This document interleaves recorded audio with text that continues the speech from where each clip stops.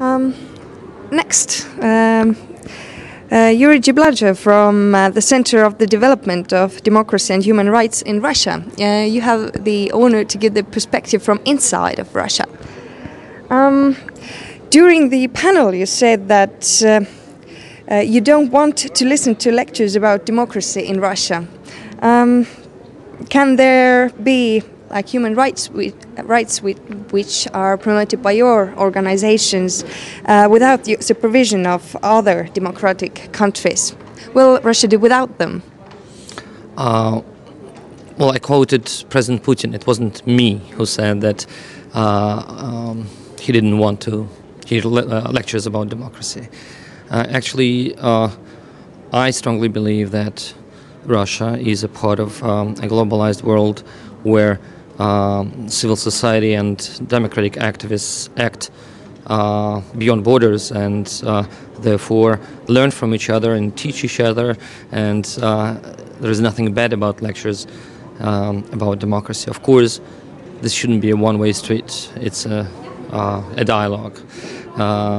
Democracy is not perfect anywhere in the world. Of course, in Russia we have huge problems with democracy, and essentially it's non-existent in terms of democratic institutions which have been successfully dismantled by President Putin, and democratic processes. The public politics has been destroyed, and the freedom of space is shrinking very quickly.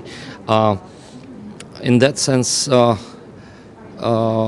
problem is that the political elite in Russia and much of the public actually doesn't want to listen to lectures, as they say, because they believe that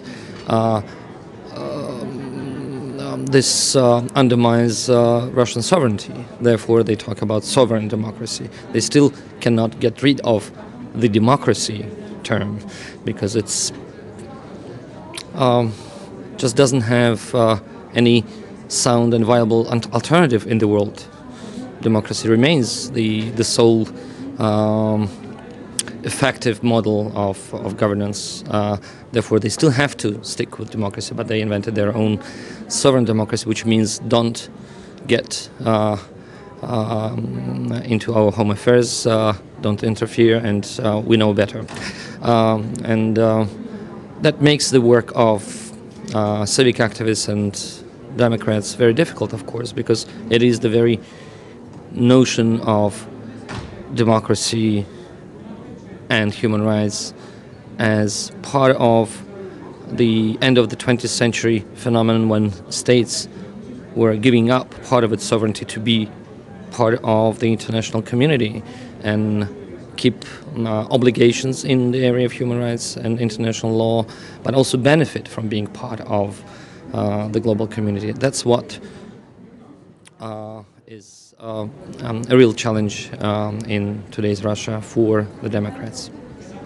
During the panel, Ivan Khrushchev mentioned that 70% of the people in all of the Eastern Europe, I don't know if Russia was counted in or out, let's count it in on the moment, and they support democracy in abstract. What about putting it into practice in Russia? Would it be possible? How to change the public opinion?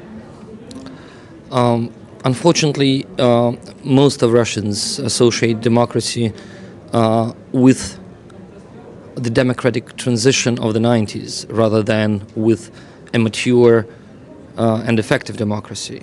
What does it mean? It means that in the 90s, most of the people have lost a lot in the course of the transition.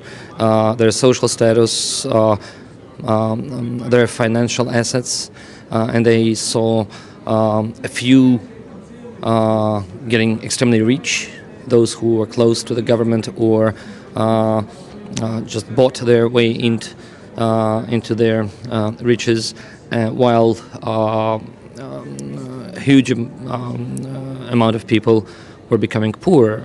And although in terms of change in the political system, Russia was clearly progressing towards democracy throughout most part of the 90s, I would say. It was not straightforward. It was back and forth. There were major drawbacks, but nevertheless, the tendency was positive.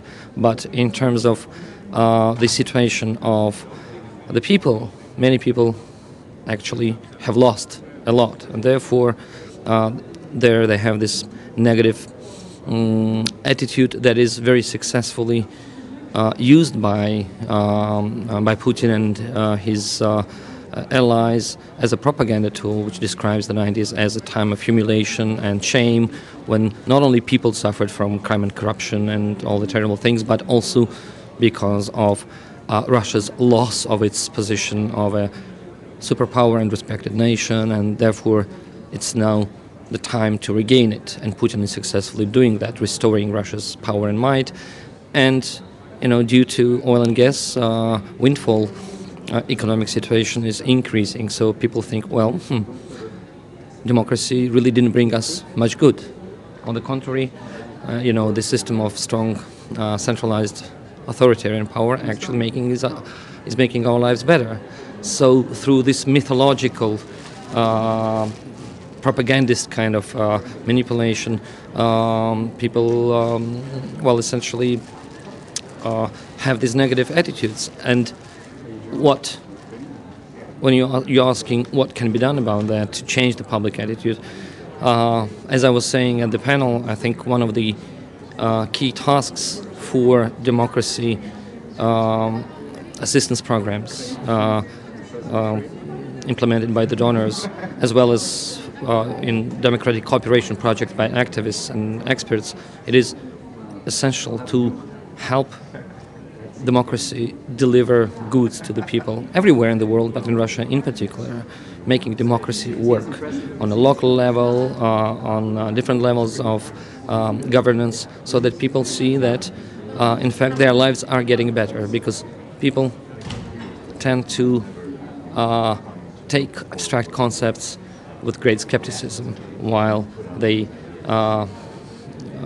test ideas on the practical level in their daily lives. When they don't have access to independent media and when it essentially doesn't exist, all they get is the official propaganda, and therefore our goal is to counteract it with practical delivery of goods.